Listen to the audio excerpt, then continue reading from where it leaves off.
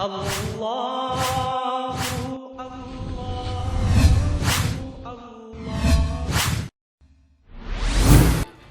جتنے بھی نقشے نظر آنے والے ہیں اور جتنے ہماری نظروں سے اوجھل ہیں اور ہمیں نظر نہیں آتے، سب کے مالک، سب کے خالق اور سب کے بنانے والے حضرت حق جل مجدہ ہیں، اور ایسے طریقے پر بنانے والے ہیں کہ نہ اپنے ساتھ کسی کو معاونت اور اعانت کے لیے بلایا، نہ کسی کو مشورے کے لیے بلایا، نہ کسی کو رائے طلب کرنے کے لیے بلایا، تنہا اللہ نے سارے کام کیے۔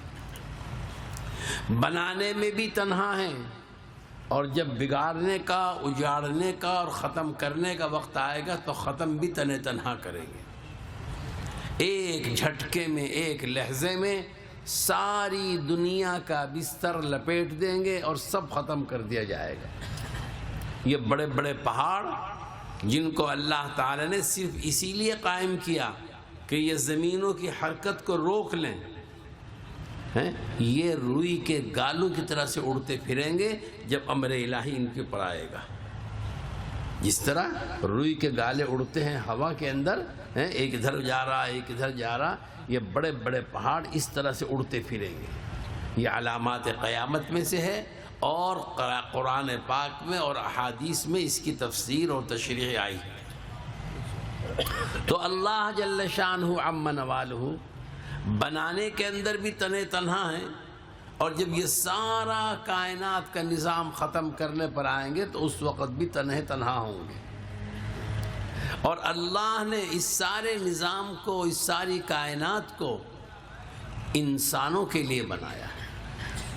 اپنی مخلوق جو انسان کی شکل میں اس زمین پر ہے، اللہ نے یہ ساری کائنات اسی کے لیے بنائی۔ خود قرآن پاک کے اندر آ گیا، خود احادیث مبارکہ میں آ گیا کہ یہ ساری زمین، سارا آسمان اور اس کے اندر کے سارے فوائد اور اس کے اندر کے سارے منافع جو بھی ہیں، یہ ہم نے انسان کے لیے بنائے، انسان کے لیے بنائے۔ اور پھر اس سے آگے بڑھ کر فرمایا کہ ساری چیزیں تو ہم نے انسانوں کے لیے بنائی، لیکن انسان کو اپنی ذات کے لیے بنایا، انسان کو اللہ نے اپنے لیے بنایا۔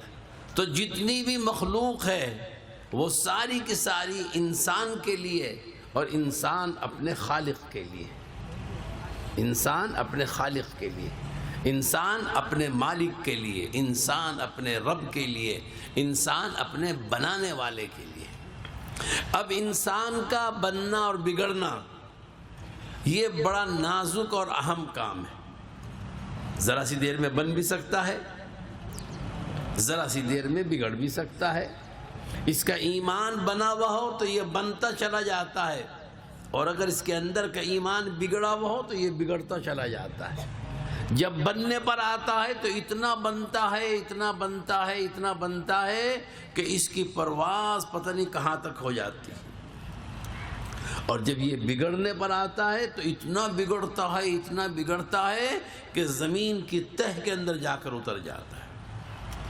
تو انسان کا بننا اور بگڑنا یہ بڑا اہم مسئلہ ہے، کوئی معمولی مسئلہ نہیں۔ اور اللہ کی نگاہ میں انسان کے بننے کی جو قدر و قیمت ہے، اور انسان کا بنا اور سنگار جو ہے، اور انسان کی جو حیثیت ہے، اس کے دین کی، اس کے ایمان کی، اس کے اخلاق کی، اس کے کردار کی، اللہ کے یہاں وہ اتنی محبوب اور پسندیدہ ہے کہ اس کے لیے اللہ تعالیٰ نے انبیاء کی جماعت کو بھیجا، انبیاء کو بھیجا۔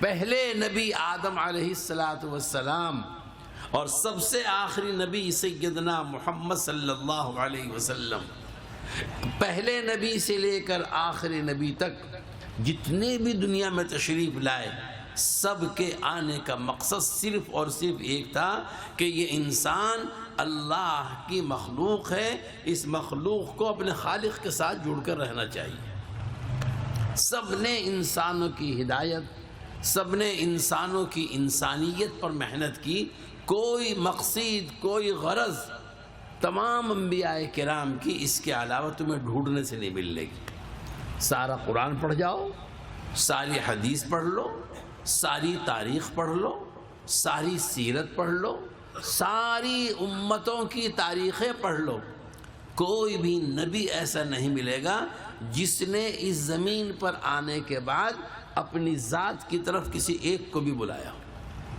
ایک انسان بھی ایسا نہیں ملے گا، اور ایک نبی بھی ایسا نہیں ملے گا جس نے مخلوق کو اپنی طرف بلایا۔ جتنے انبیاء کرام آئے سب نے جو دعوت دی وہ اللہ کی طرف کی دعوت دی، اللہ کی طرف بلایا کہ اللہ کی طرف آؤ، اللہ کی طرف آؤ، اللہ کی طرف رجوع کرو، اللہ کی ذات کے ساتھ جڑو، اسی کو حی مانو، اسی کو قیوم مانو، اسی کو مالک مانو، اسی کو خالق مانو، اسی کو رزاق مانو، سب کچھ اول سے آخر تک صرف اسی کو مانو۔ سارے انبیاء کرام کا ایک ہی سبق رہا۔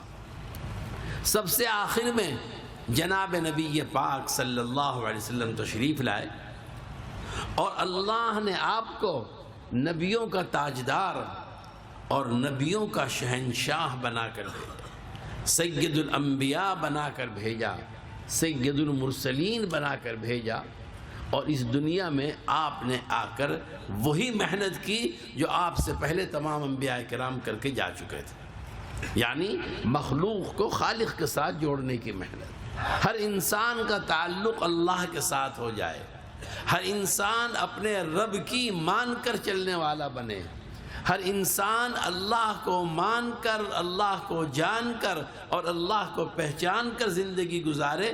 حضرت محمد صلی اللہ علیہ وسلم نے اسی چیز کی دعوت دی۔ دعوت دیتے دیتے دیتے دیتے جب مکہ مکرمہ کی سرزمین آگ پر تنگ ہو گئی تو اللہ کے حکم سے آپ نے ہجرت فرمائی، اور آپ مکہ مکرمہ سے مدینہ منورہ منتقل ہو گئے۔ پھر وہیں آپ نے اپنی پوری زندگی گزاری، وہیں آپ کے حیات کے آخری لمحات پورے ہوئے، اور وہیں پر آپ نے اپنی جان بنانے والے کو سونپ دی۔ تو میرے دوستو، میرے عزیزو، حضور پاک صلی اللہ علیہ وسلم کی جتنی مبارک زندگی ہے، چاہے وہ مکہ مکرمہ کے زمانے کی ہو اور چاہے وہ مدینہ منورہ کے زمانے کی ہو، ساری زندگی آپ کی، اس کے رات، اس کے دن ہیں، اور اس کی خوشیاں، اس کی غمیاں ہیں، اس کی محفلیں، اس کی مجلسیں، اس کی خلوتیں، اس کے کیا کہتے ہیں جلوتیں، ساری کی ساری مخلوق کو اللہ کے ساتھ جوڑنے میں گزر گئی، اور اس کے لیے اتنی تکلیفیں اٹھائی، اتنے مجاہدات برداشت کیے، اتنی مشقتیں اٹھائی کہ خود جناب نبی پاک صلی اللہ علیہ وسلم نے فرمایا کہ مجھے اللہ کے راستے میں اتنی تکلیفیں پہنچائی گئی کہ اور کسی نبی کو مجھ سے پہلے نہیں پہنچائی گئی۔ لقد اخفت فی اللہ وما اخیفت احد مثلی، مجھے اللہ کے راستے میں اتنا ڈرایا گیا، اتنا ڈرایا گیا کہ اس سے پہلے کسی کو نہیں ڈرایا گیا، اور مجھے اللہ کے راستے میں اتنی تکلیفیں پہنچائی گئی، اتنی اذیتیں پہنچائی گئی کہ کسی کو بھی نہ اتنی تکلیفیں پہنچائی نہ اتنی اذیتیں پہنچائی گئی۔ اور میرے دوستو، میرے عزیزوں، میرے بزرگوں، حضور پاک صلی اللہ علیہ وسلم کا کام عالمی کام تھا۔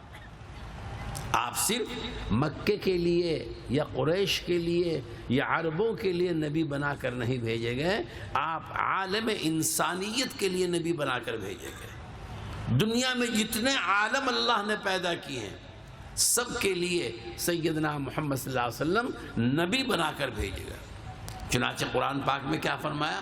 وما ارسلناک الا رحمتا للعالمین، وما ارسلناک الا رحمتا للعالمین، اے محمد صلی اللہ علیہ وسلم، ہم نے آپ کو ہر عالم کے لیے رحمت بنا کر بھیجا ہے، رحمت بنا کر بھیجا۔ علماء کرام نے اور حضرات مفسرین نے اس آیت شریفہ کے ذیل میں لکھا ہے کہ اللہ تعالی نے اس پوری کائنات کے اندر 70,000 عالم تیار کیے ہیں۔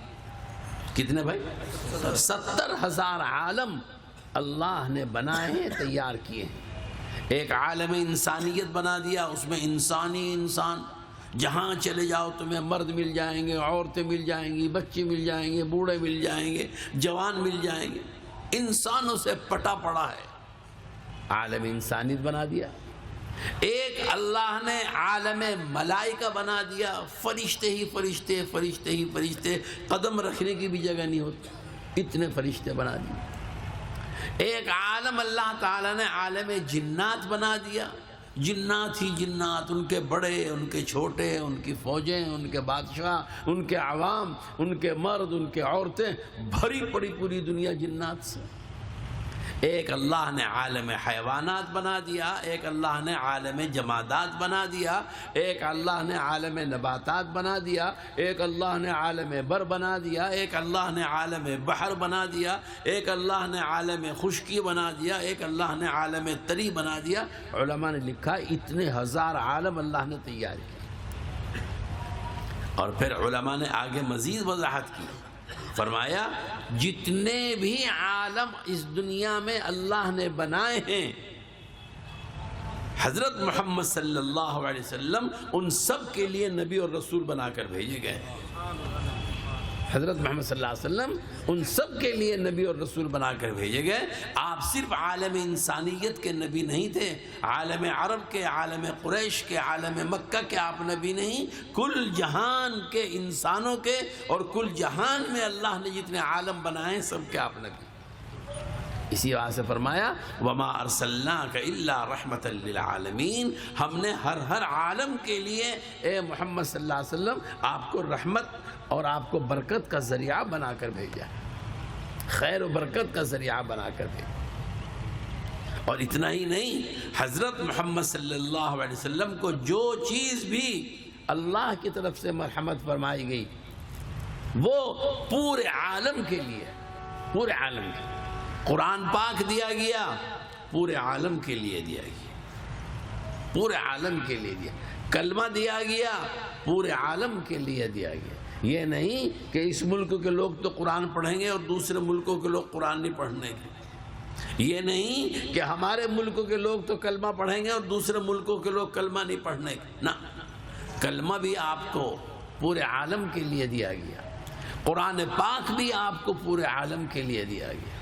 اس سے پہلے جو انبیاء کرام تھے، اللہ تعالیٰ نے ان کو جو کلمہ عطا کیا تھا وہ پورے عالم کے لیے نہیں تھا، وہ پورے عالم کے لیے نہیں تھا، ایک مختصر سے علاقے کے لیے تھا، ایک مختصر سی آبادی کے لیے تھا، ایک مختصر سی قوم کے لیے تھا۔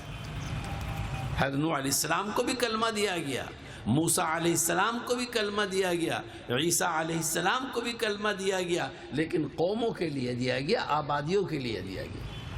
لا الہ الا اللہ، موسیٰ کلیم اللہ، یہ پوری دنیا کے لیے نہیں تھا کلمہ۔ لا الہ الا اللہ، عیسیٰ روح اللہ، یہ بھی کلمہ دیا گیا نبی کو، لیکن یہ پوری دنیا کے لیے نہیں دیا گیا۔ لیکن اللہ نے جب سیدنا محمد صلی اللہ علیہ وسلم کو کلمہ عطا کیا، لا الہ الا اللہ محمد الرسول اللہ، تو پوری دنیا کے لیے دیا گیا، پوری دنیا کے لیے۔ اسی طریقے سے جتنی کتابیں آپ سے پہلے نازل ہوئیں، اللہ نے ان کا زمانہ بھی محدود کیا، ان کا وقت بھی محدود کیا۔ جیسے عیسیٰ علیہ السلام کو انجیل دی گئی، اور جیسے موسیٰ علیہ السلام کو تورات دی گئی، اور جیسے حضرت داؤد علیہ السلام کو زبور دی گئی۔ بڑی بڑی کتابیں تھیں اپنے دور میں، تورات بھی آسمانی کتاب تھی، انجیل بھی آسمانی کتاب تھی، زبور بھی آسمانی کتاب تھی، لیکن اللہ نے جب ان نبیوں کو دی ہے تو یہ کہہ کر دی کہ اس کا زمانہ بھی محدود اور اس کا ایریا اور اس کا ٹھکانہ بھی محدود ہے، ٹھکانہ بھی محدود۔ لیکن جب قرآن پاک سیدنا محمد صلی اللہ علیہ وسلم کو دیا گیا تو فرمایا اے نبی جی، آپ کی نبوت کی طرح سے یہ کتاب جو آپ کو دی جا رہی ہے یہ بھی لامحدود زمانے کے لیے دی جا رہی ہے، اس کی کوئی حد نہیں، یہ 100 سال 200 سال 500 سال 1000 برس کے لیے نہیں ہوگی، جب تک قیامت نہیں آئے گی یہ تمہاری کتاب چلتی رہے گی، یہ قرآن مجید پڑھا جاتا رہے گا، اس پر عمل ہوتا رہے گا۔ تو قرآن پاک کے لیے کوئی زمانہ اللہ نے محدود نہیں کیا، جب تک قیامت نہیں آنے کی چلتا رہے گا قرآن پاک، چلتا رہے گا۔ اور اتنا ہی نہیں، جب مومن بندہ اللہ کے حضور میں پہنچے گا حافظ قرآن، تو وہاں بھی یہ قرآن اس کے ساتھ ساتھ رہے گا۔ حدیث پاک میں آتا ہے کہ اللہ تعالیٰ حافظ کو بلائیں گے، تو نے دنیا میں قرآن پاک حفظ کیا؟ کہ جی ہاں کیا۔ کہ ٹھیک ہے، آج ہم تجھے تیرے حفظ قرآن کا بدلہ اس طرح دیتے ہیں کہ یہاں سے شروع کر اور پڑھتا چلا جا اور چڑھتا چلا جا، پڑھتا چلا جا، چڑھتا چلا جا، جہاں تیرا حفظ رک جائے گا بس وہی تیرا ٹھکانہ ہوگا، وہی تیرا ٹھکانہ ہوگا۔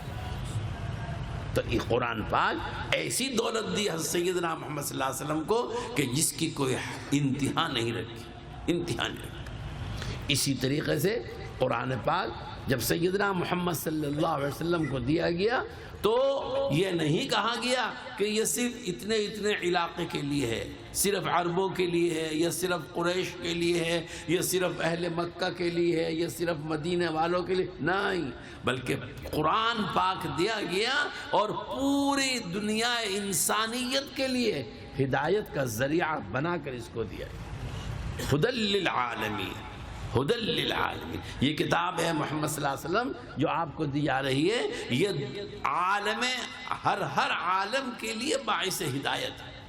اپنے پڑھیں گے ان کو بھی ہدایت ملے گی، غیر پڑھیں گے ان کو بھی ہدایت ملے گی۔ ہدی للعالمین، یہ پورے ہر عالم کی ہدایت کے لیے دیا جا رہا ہے۔ اور میرے عزیزوں، میرے دوستوں، اتنا ہی نہیں، اور تھوڑا سا آگے بڑھو اور دیکھو انبیاء کرام کی تاریخوں کو۔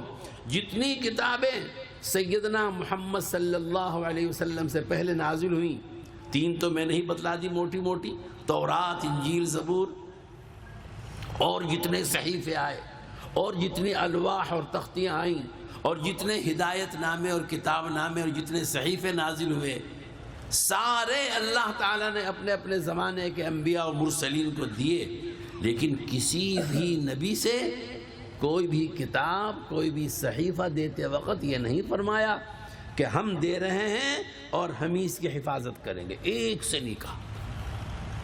تورات دے دی، دے دی، انجیل دے دی، دے دی، زبور دے دی، دے دی، کسی کتاب کی حفاظت کا وعدہ اللہ نے نہیں کیا۔ لیکن جب سیدنا محمد صلی اللہ علیہ وسلم پر قرآن پاک نازل ہوا تو کیا فرمایا؟ اے نبی جی، ہم ہی دے رہے ہیں اور ہم ہی حفاظت بھی کریں گے، ہم ہی دے رہے ہیں اور ہم ہی حفاظت بھی کریں گے۔ کیا فرمایا؟ انا نحن نزلنا الذکر وانا له لحافظون۔ اے محمد صلی اللہ علیہ وسلم، ہم ہی یہ کلام پاک تمہیں دے رہے ہیں اور ہم ہی اس کی حفاظت بھی کریں گے۔ چنانچہ ہمارا مشاہدہ ہے، آپ کا بھی مشاہدہ ہے، ساری دنیا کے انسانوں کا مشاہدہ ہے کہ آج 1500 سال گزرنے کے باوجود وہی قرآن پاک موجود ہے جو سیدنا محمد صلی اللہ علیہ وسلم پر 1500 سال پہلے حضرت جبرائیل علیہ السلام لے کر آئے تھے، آج تک نہیں بدلا گیا۔ اور یہ آیت شریفہ اتنی پکی، اتنی مضبوط ہے کہ اگر آئندہ 1500 سال تک بھی قیامت نہیں آئی تو اللہ تعالیٰ اس قرآن پاک کی اسی طرح حفاظت کرتے رہیں گے۔ اور پھر ان کے ہاں حفاظت کے ہزاروں ہزار طریقے ہیں، وہ جس طرح چاہے حفاظت کرا لے، وہ جس طرح چاہے اس کو محفوظ کر لے۔ ان ہزاروں ہزار حفاظت کے طریقوں میں اور ان ہزاروں ہزار حفاظت کے نقشوں میں میرے دوستوں، میرے عزیزوں، ہمارے یہ چھوٹے چھوٹے مکاتب اور چھوٹے چھوٹے حفظ قرآن کے مدرسے بھی ہیں۔ یہ چھوٹے چھوٹے مدرسے مسجدوں کے اندر قائم ہوئے، مکتب ہیں، اور مسجدوں میں پڑھانے والے ملا جی اور حاجی جی اور حافظ صاحب، اور یہ چھوٹے چھوٹے معصوم بچے، یہ بھی اللہ کی طرف سے حفاظت کا ایک نقشہ اور حفاظت کا ایک طریقہ ہے۔ انا نحن نزلنا الذکر وانا له لحافظون، ہم نہیں دیا ہے، ہمیں حفاظت بھی کرے۔ چنانچہ چلے جاؤ، دنیا کے کسی کونے میں چلے جاؤ، تمہیں قرآن پاک کے حفظ کرنے والے، قرآن پاک کو حفظ کرانے والے اور قرآن پاک کے حفظ کے مکاتب اور قرآن پاک کے حفظ کے مدارس اور مساجد اتنی مل جائیں گی کہ تم ان کی گنتی بھی نہیں کر سکو گے، شمار بھی نہیں کر سکو گے۔ اور پھر میرے عزیزوں، میرے دوستوں، صرف اتنا ہی نہیں کہ اللہ تعالیٰ اس کی حفاظت کر رہے ہیں، بلکہ اس حفاظت کو اور آگے بڑھا رہے ہیں۔ یہی وجہ ہے کہ ہر سال دنیا کے اندر بلا مبالغہ لاکھوں بچے حافظ قرآن بن جاتے ہیں، لاکھ بچے حافظ قرآن بن جاتے ہیں۔ یہ اللہ تعالیٰ کا اپنی حفاظت کے وعدے کو آگے بڑھانا ہے، مسلسل آگے بڑھا رہے ہیں، مسلسل آگے 1500 سال سے مسلسل اپنے وعدے کو آگے بڑھاتے جا رہے ہیں۔ آج اگر 25 کروڑ ہیں، یقیناً 1 سال کے بعد 26 کروڑ ہو جاتے ہیں حافظ قرآن، تعداد بڑھ جاتی، گھٹنے کا نام نہیں لیتی۔ آج تک 1500 سال میں گھٹے نہیں حافظ، مسلسل بڑھتے چلے گئے۔ اور میرے عزیزوں، میرے دوستوں، میرے بزرگوں، بھائیوں، یہ بھی قرآن پاک کی حفاظت ہے اللہ کی طرف سے، کہ ایک چھوٹا سا بچہ معمولی سا پورے کے پورے 30 سپارے اللہ تعالیٰ اس کے حافظے میں اور اس کے ذہن میں ڈال دیتا ہے، اور وہ اتنا سی عمر میں داخل ہوتا ہے مدرسے میں، اور اتنا بڑا ہو کر پورا حافظ کلام پاک ہو کر باہر نکلتا ہے۔ 30 سپارے پورے کے پورے اللہ تعالیٰ اس کے ذہن میں پہنچا دیتا ہے، اس کے حافظے میں پہنچا دیتا ہے، اس کو زبانی یاد ہو جاتا ہے، آنکھ بند کر کے پڑھ لیتا ہے۔ حالانکہ قرآن پاک خالص عربی میں ہے، اور عربی اس پڑھنے والے کی مادری زبان نہیں ہے، وہ عربی کا ایک حرف نہیں جانتا، وہ عربی کا ایک لفظ نہیں جانتا، عربی کا ایک جملہ اس کے سامنے بول دو، وہ کہے گا مجھے معلوم نہیں آپ کیا کہہ رہے۔ جس ماں کی گود میں بچہ پڑا رہتا ہے، اس بچے سے کہو یہ تیری ہے، تو وہ کہے گا کیا چیز ہوتی ہے، میں تو نہیں جانتا کیا ہوتا ہے۔ باپ کے ہاتھ پکڑ کے، انگلی پکڑ کے کہہ دو بچے سے کہ یہ تیرے اب ہے، وہ کہے گا کیا ہوتا ہے اب، میں تو نہیں جانتا اب کسے کہتے ہیں۔ کیوں نہیں جانتا؟ اس لیے کہ یہ میری زبان نہیں ہے، نہ میں جانتا ہوں، نہ اب کا ترجمہ جانتا ہوں، مجھے معلوم نہیں۔ اور وہی بچہ اللہ کی شان مدرسے میں جاتا ہے تو 30 سپاروں کا حافظ بن کے باہر آتا ہے، 30 سپاروں کا حافظ بن کے باہر آتا ہے۔ اور پھر اتنا ہی نہیں، رمضان کا مہینہ آتا ہے تو مسجد میں کھڑے ہو کر محراب کے اندر پورا قرآن پاک زبانی سنا دیتا ہے، اور پتہ نہیں کتنے کہتے ہیں سامع اس کے پیچھے قرآن پاک سننے والے ہوتے ہیں۔ ذرا غور تو کرو میرے دوستو، میرے عزیزو، قرآن پاک کی عظمت کا، قرآن پاک کی حفاظت کا، کہ اگر کوئی بہت بہترین اردو کا گھرانہ ہو، اردو کی فیملی ہو، اور شاندار اردو پڑھتی ہو، اردو جانتی ہو، دنیا کی کوئی زبان لے لو، انگریزی لے لو، ہندی لے لو، افغانی زبان لے لو، بنگلہ زبان لے لو، جتنی زبانیں دنیا میں بولی جاتی ہیں، کسی کی کتاب لے لو اور کسی بچے سے کہو کہ اس کو یاد کر کے مجھے سنائیے، حفظ سنا نہیں سکے گا۔ اردو والا اردو کی کتاب نہیں سنا سکے گا، عربی والا عربی کی کتاب نہیں سنا سکے گا، افغانستان والی بولی زبان نہیں سنا سکے گا، اور جتنی زبانیں ہیں کوئی نہیں سنا سکے گا۔ لیکن اس بچے سے کہو قرآن سنا دے، فرفر سنا دے گا، قرآن سنا دے گا۔ تو یہ سب اللہ تعالیٰ کی حکمتیں، اللہ تعالیٰ کی ترتیبیں، اور اللہ تعالیٰ کے غیبی نظام ہے جو پوری دنیا میں حفاظت قرآن کا چل رہا ہے۔ اللہ تعالیٰ شان ہو ہمیں سب کو توفیق عطا فرمائے کہ ہم ان چھوٹے چھوٹے مدرسوں اور ان چھوٹے چھوٹے مکتبوں کی قدر کریں۔ جس علاقے میں، جس ایریے میں، جس محلے میں قرآن پاک کا مدرسہ ہو، سمجھ لو کہ اللہ کی ایک بہت بڑی نعمت ہمارے محلے میں، ہمارے علاقے میں۔ اس کی فکر کرو، اس کو ترقی دو، اس کو آگے بڑھاؤ، اور اپنی جان بھی اس پر لگاؤ، اپنا مال بھی اس پر لگاؤ، اپنی اولاد بھی اس پر لگاؤ۔ بہت سے لوگوں کو شوق ہوتا ہے کہ مسجدوں میں خوب پیسہ دیتے ہیں، بہت سے لوگوں کو شوق ہوتا ہے کہ مدرسوں کے اندر خوب پیسہ دیتے ہیں، لیکن جب ان سے کہو اپنے بیٹے کو بھی بھیجو تو پیچھے ہٹ جاتے ہیں۔ تو جس طریقے سے اللہ نے توفیق دے رکھی ہے اپنا مال مدرسوں میں اور مسجدوں میں لگانے کی، اللہ سے توفیق مانگنی چاہیے کہ اے اللہ ہم اپنی اولاد کو بھی مدرسوں کے اندر بھیجیں، کم سے کم قرآن پاک تو حفظ کرائیں، کم سے کم اس کو دینیات تو سکھائیں، کم سے کم اس کو عقائد تو درست کریں، کم سے کم اس کا کلمہ و نماز تو صحیح ہو جائے۔ اللہ تعالی شانہ ہم سب کو اس کی توفیق عطا فرمائے۔ مجھے بڑی مسرت اور خوشی ہوئی کہ تمہارے اس مدرسے کا جلسہ ہے، اللہ تعالیٰ اس کے اندر برکت عطا فرمائے۔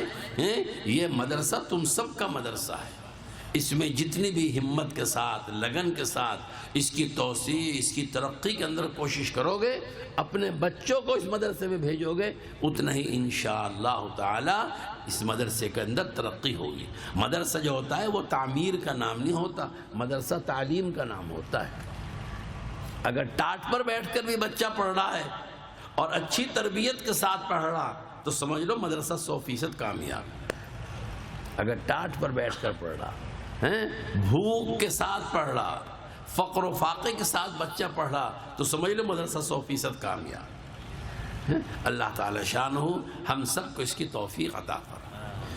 وآخر دعوانا ان الحمد للہ رب العالمین۔